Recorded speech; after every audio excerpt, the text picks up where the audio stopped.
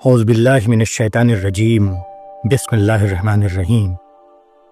سیرت رسول کی تیسری قسط حاضر ہے۔ رسول اللہ صلی اللہ علیہ وسلم کی بعثت۔ جب محمد صلی اللہ علیہ وسلم 40 سال کے ہوئے تو اللہ نے آپ کے پاس وحی بھیجی اور آپ کو اپنا پیغمبر بنایا۔ پہلی چیز جس سے آپ کی رسالت کی ابتدا ہوئی وہ سچے خواب تھے۔ آپ نیند کی حالت میں جو خواب دیکھتے وہ دن میں بالکل صحیح ثابت ہوتے۔ اس زمانے میں اللہ تعالیٰ نے تنہائی کو آپ کے لیے محبوب بنا دیا تھا۔ اس زمانے میں کوئی چیز آپ کو تنہائی سے زیادہ پسند نہ تھی۔ مکہ سے تقریباً 3 میل کے فاصلے پر غار حرا واقع تھی۔ اکثر آپ وہاں چلے جاتے اور تنہائی میں غور و فکر اور عبادت کرتے رہتے۔ رمضان کا مہینہ تھا۔ رات کے وقت آپ حسب معمول غار حرا میں تھے کہ جبریل امین اللہ کی طرف سے آپ کے پاس آئے۔ اس وقت آپ غار حرا میں سوئے ہوئے تھے۔ جبریل علیہ السلام نے آپ کو اٹھایا اور کہا کہ اقرأ۔ آپ نے فرمایا کہ میں پڑھا نہیں ہوں۔ اس کے بعد انہوں نے 3 بار آپ کو اپنے سینے سے لگایا، یہاں تک کہ آپ کی کیفیت بدل گئی۔ اس کے بعد حضرت جبریل نے آپ کو وہ سورہ پڑھائی جو موجودہ قرآن میں سورہ العلق کے نام سے جانی جاتی ہے۔ آپ غار حرا سے واپس ہو کر اپنے مکان پر آئے اور اپنی اہلیہ حضرت خدیجہ سے پورا واقعہ بیان فرمایا۔ انہوں نے کہا آپ کو مبارک ہو، قسم ہے اس ذات کی جس کے قبضے میں خدیجہ کی جان ہے، بے شک میں اس بات کی امید رکھتی ہوں کہ آپ اس امت کے نبی ہوں گے۔ حضرت خدیجہ آپ کی سچائی اور آپ کی سنجیدگی کا اتنا زیادہ تجربہ کر چکی تھیں کہ انہیں آپ کی روایت کو ماننے میں کوئی تحمل نہ ہوا۔ وہ اس کو سنتے ہی فوراً آپ کی مومن بن گئیں۔ اس کے بعد حضرت خدیجہ اٹھیں، اپنے اوپر ایک چادر ڈالی اور ورقہ بن نوفل کے پاس گئیں جو ان کی چچا زاد بھائی تھے۔ ورقہ نے مسیحی مذہب اختیار کر لیا تھا اور تورات اور انجیل پڑھتے رہتے تھے۔ حضرت خدیجہ نے جب ان سے رسول اللہ صلی اللہ علیہ وسلم کے غار حرا کا تجربہ بتایا تو ورقہ بن نوفل نے کہا قسم ہے اس ذات کی جس کے قبضے میں ورقہ کی جان ہے، اے خدیجہ اگر تو نے سچ کہا ہے تو ناموس اکبر جو موسیٰ کے پاس آتا تھا وہ محمد کے پاس آ چکا تھا اور بے شک وہ اس امت کے نبی ہیں۔ ان سے کہہ دو کہ وہ ثابت قدمی اختیار کریں۔ اس کے بعد وہ رسول اللہ صلی اللہ علیہ وسلم سے ملے اور آپ کی زبان سے غار حرا کا تجربہ سننے کے بعد کہا کہ آپ کو جھٹلایا جائے گا، آپ کو تکلیف پہنچائی جائے گی، حتیٰ کہ آپ سے جنگ کی جائے گی۔ اگر میں اس وقت زندہ رہا تو میں ضرور آپ کا ساتھ دوں گا۔ اس کے بعد آپ نے لوگوں کے سامنے اپنی پیغمبری کا اعلان کیا اور لوگوں کو اسلام کی طرف بلانے لگے۔ لوگوں نے آپ کو جھٹلایا اور آپ کا مذاق اڑانا شروع کیا۔ آپ کو لوگوں کی ناپسندیدہ باتیں سن کر سخت صدمہ ہوتا۔ آپ غمگین حالت میں اپنے گھر واپس آتے۔ اس وقت حضرت خدیجہ آپ کو تسلی دیتی اور آپ کا بار ہلکا کرتی۔ حضرت خدیجہ اس زمانے میں آپ کے لیے بہترین رفیق حیات ثابت ہوئیں۔ ایک روز آپ اپنے گھر میں تھے، حضرت جبریل امین آئے۔ انہوں نے کہا کہ خدیجہ کو ان کے رب کا سلام پہنچا دیجیے۔ ایک اور روایت میں ہے کہ رسول اللہ صلی اللہ علیہ وسلم نے فرمایا کہ مجھے حکم دیا گیا ہے کہ میں خدیجہ کو ایک ایسے موتیوں کے گھر کی خوشخبری دے دوں جس میں نہ شور ہوگا اور نہ تکلیف۔ آپ کے مخالفین آپ کے گھر کے آس پاس آ کر شور کرتے اور آپ کے راستے میں کانٹے ڈالتے۔ اس بنا پر اللہ تعالیٰ نے اپنے فرشتے کے ذریعے حضرت خدیجہ کو مذکورہ خوشخبری بھیجی۔ نبوت کے ابتدائی زمانے میں جو صورتیں آپ پر اتریں ان میں سے ایک سورۃ الضحیٰ تھی۔ اس سورے میں جو آخری آیات ہیں ان کا ترجمہ یہ ہے: اللہ نے تم کو متلاشی پایا تو اس نے تم کو راہ دکھائی، اور تم کو نادار پایا تو تم کو غنی کر دیا۔ بس تم یتیم پر سختی نہ کرو اور تم سائل کو نہ جھڑکو اور تم اپنے رب کی نعمت بیان کرو۔ اس آیت میں رب کی نعمت بیان کرنا، اس کی تشریح ابن حشام نے اس طرح نقل کی ہے یعنی اللہ تعالیٰ کی طرف سے نبوت کی جو نعمت اور عزت تم کو ملی ہے اس کو بیان کرو، اس کا چرچا کرو اور اس کی طرف لوگوں کو بلاؤ۔ بس رسول اللہ صلی اللہ علیہ وسلم ان باتوں کو بیان کرنے لگے جو اللہ نے آپ پر اور آپ کے ذریعے تمام بندوں پر انعام فرمائی تھی۔ ابتدا میں آپ تنہائی میں ان باتوں کو لوگوں سے بیان کرتے جن پر آپ کو اعتماد تھا، پھر دھیرے دھیرے آپ کا پیغام عام ہونے لگا۔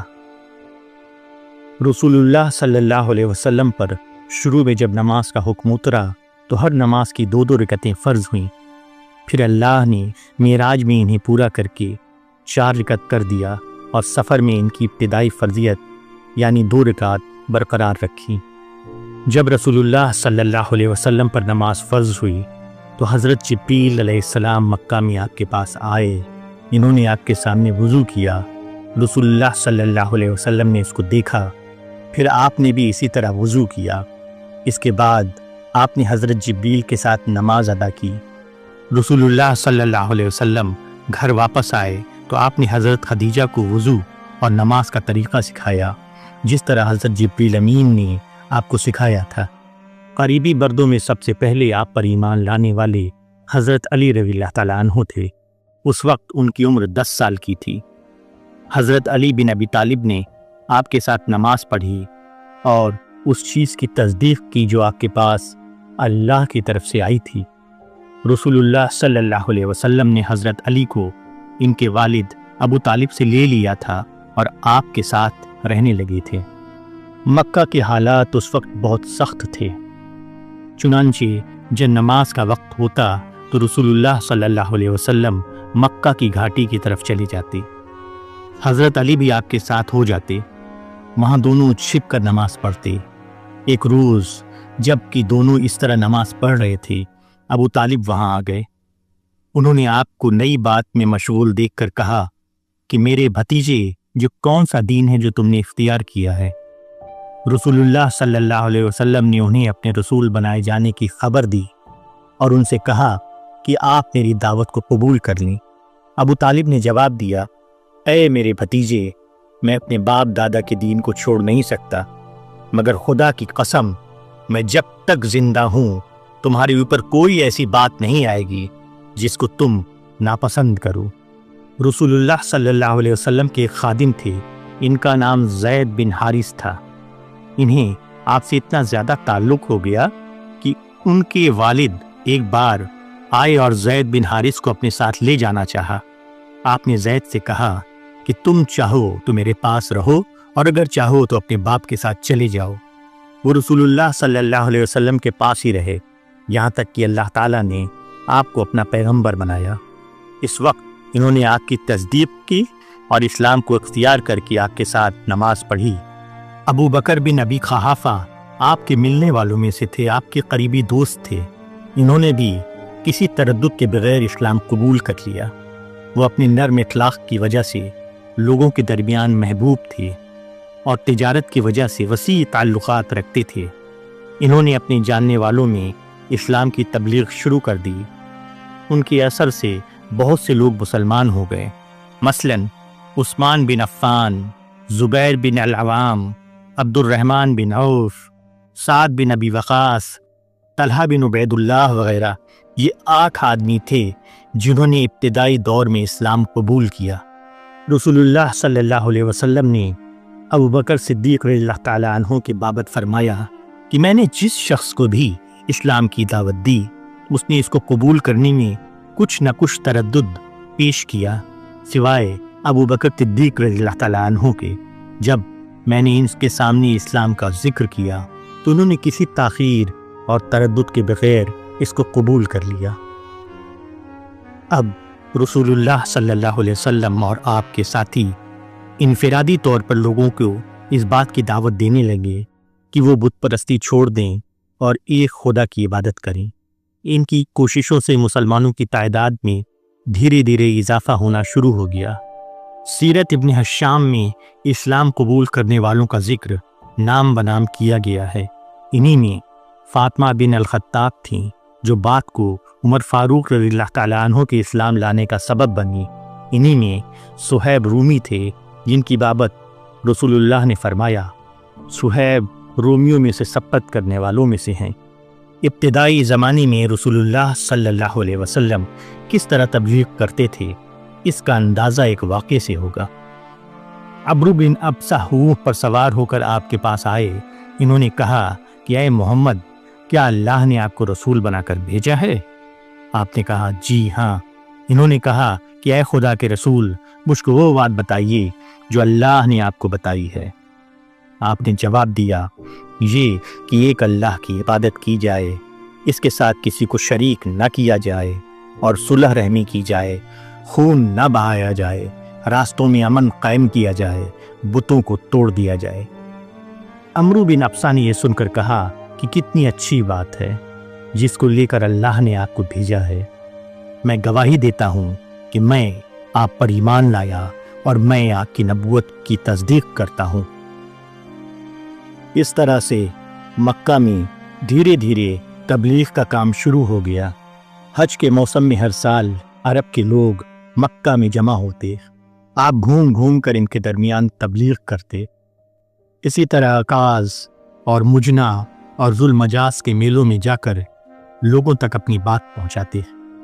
عبداللہ بن وبصہ العبسی اپنے باپ اور وہ اپنے دادا سے بیان کرتے ہیں کہ حضرت محمد صلی اللہ علیہ وسلم مینا میں ہم لوگوں کے خیمے پر آئے۔ ہم لوگ جمر اولا کے قریب خیف کے پاس ٹھہرے ہوئے تھے۔ آپ اونٹنی پر سوار تھے، پیچھے زید بن حارث کو بٹھا رکھا تھا۔ آپ نے ہمیں اسلام کی دعوت دی۔ خدا کی قسم ہم نے آپ کو کوئی جواب نہ دیا۔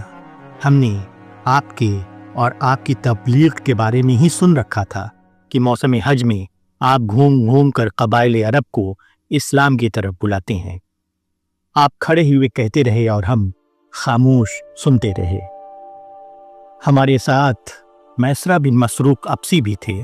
انہوں نے کہا، میں تو لوگوں کی خدا کی قسم دے کر کہتا ہوں کہ اگر ہم اس آدمی کو تصدیق کریں اور اس کو لے جا کر اپنے قافلے کے وسط میں ٹھہرائیں تو بہت اچھی بات ہوگی۔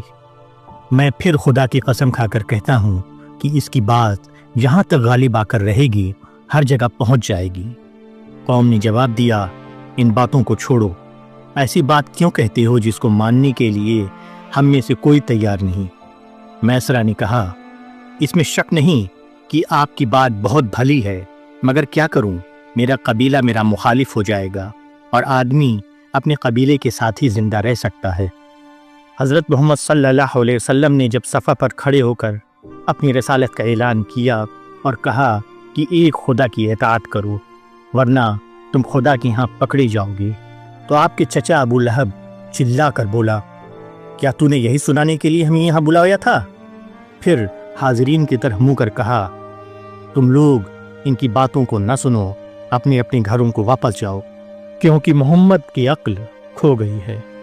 لوگ منتشر ہو گئے اور علی بن ابی طالب اور حضرت زید بن حارث کے سوا آپ کے پاس کوئی باقی نہ رہا۔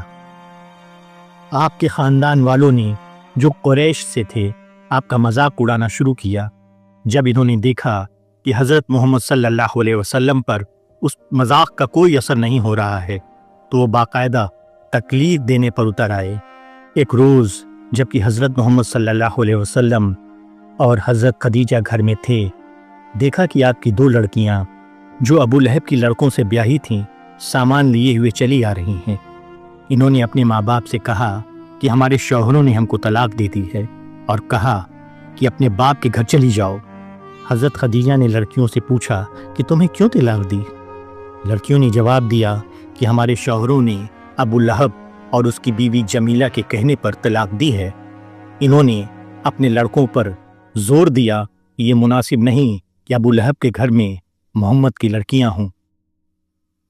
ایک دن حضرت محمد صلی اللہ علیہ وسلم قریش کے لوگوں کے پتھروں سے اس قدر زخمی ہو گئے کہ جب گھر پہنچے تو لہو لہان ہو رہے تھے۔ دوسرے روز بھی آپ درد اور تکلیف کی زیادتی کے باعث اس قابل نہ ہو سکے کہ اٹھ کر خانہ کعبہ جائیں اور وہاں نماز ادا کریں۔ اس روز جو مسلمان عبادت کے لیے کعبہ میں جمع ہوئے تھے انہوں نے آپ کے بغیر نماز پڑھی۔ یہ لوگ جب سجدے میں گئے تو قریش نے ان پر حملہ کر دیا۔ جو مسلمان زخمی ہوئے ان میں ایک حارث بھی تھے، جو آپ کی زوجہ حضرت خدیجہ رضی اللہ تعالیٰ عنہ کے لڑکے تھے، جو پچھلے شوہر سے پیدا ہوئے تھے۔ حارث پہلے شخص ہیں جو اسلام کی راہ میں شہید ہوئے۔ انہیں سجدے کی حالت میں حرم کعبہ میں قتل کر دیا گیا۔ ابو لہب اور اس کی بیوی نہ صرف آپ کے قریبی رشتہ دار تھے بلکہ اونچے طبقے کے لوگ تھے، مگر وہ آپ کے گھر میں پتھر پھینکنے لگے۔ لڑکوں کو ابھارا کہ وہ آپ کے گھر میں پتھر پھینکے اور مردہ جانوروں کی لاشیں اور دوسری آلودگیاں پیغمبر کے مکان میں ڈالیں۔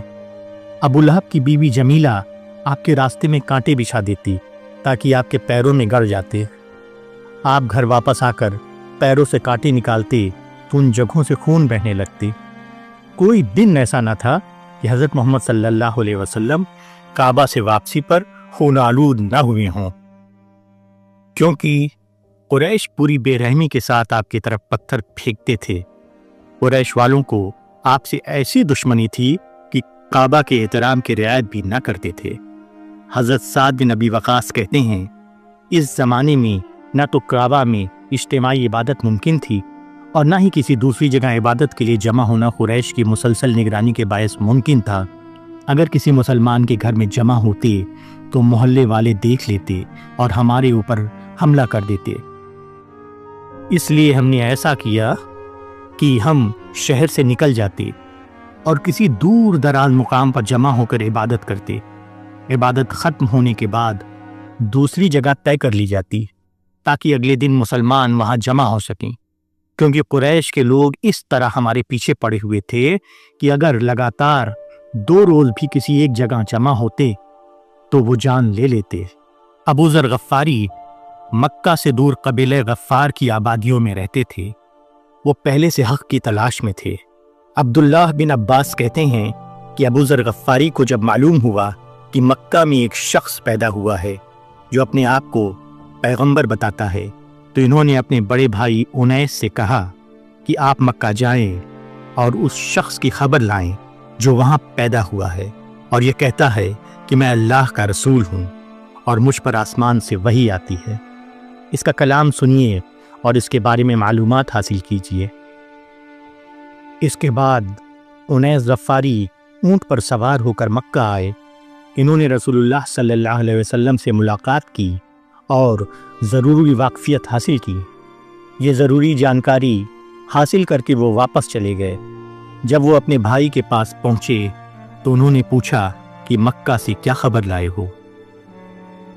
انیس نے بتایا کہ میں جب مکہ پہنچا تو میں نے محمد بن عبداللہ کو اس حال میں پایا کہ وہاں کوئی شخص ان کو کاذب کہتا اور کوئی شخص انہیں جادوگر بتاتا تھا اور کوئی شخص انہیں کاہن اور شاعر کہتا تھا، مگر انیس بہت سمجھدار اور تجربے کار آدمی تھے۔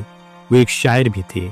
انہوں نے کہا کہ میں نے کاہنوں کا کلام سنا ہے، محمد کا کلام کاہنوں کی مانند نہیں۔ ان کے کلام کو میں نے شعری اوزان پر رکھ کر دیکھا تو وہ شعر بھی نہیں تھا۔ خدا کی قسم وہ ایک سچے آدمی ہیں۔ انیس نے مزید کہا کہ وہ سچے ہیں اور خیر کی تلقین کرتے ہیں اور برائی سے روکتے ہیں، اور میں نے دیکھا کہ وہ اچھے اخلاق کا حکم دیتے ہیں، اور میں نے ان سے ایسا کلام سنا جو شعر نہیں۔ ابو ذر غفاری نے یہ باتیں سنی تو ان کے اندر یہ شوق پیدا ہوا کہ وہ خود مکہ جائیں اور براہ راست معاملے کو جانیں۔ انہوں نے اپنا سواری کا اونٹ تیار کیا اور پانی کا مشکیزہ اور کچھ کھانے کا سامان لے کر مکہ کے لیے روانہ ہو گئے۔ سب سے پہلے ان کی ملاقات علی بن ابی طالب رضی اللہ تعالیٰ عنہ سے ہوئی۔ وہ ان کو رسول اللہ صلی اللہ علیہ وسلم کے پاس لے گئے۔ ابو ذر غفاری نے رسول اللہ صلی اللہ علیہ وسلم سے ملاقات کی اور آپ کا کلام سنا۔ وہ پہلے سے ہی حق کی تلاش میں تھے۔ پہلی ہی ملاقات میں آپ کی صداقت کو پا گئے اور کلمہ ادا کر کے اسلام قبول کر لیا۔ اسلام قبول کرنے کے بعد وہ حرم گئے۔ وہاں انہوں نے نماز پڑھی اور اپنی اسلام کا اعلان کیا۔ یہ بات مکہ کے مشرکوں کو سخت ناگوار گزری۔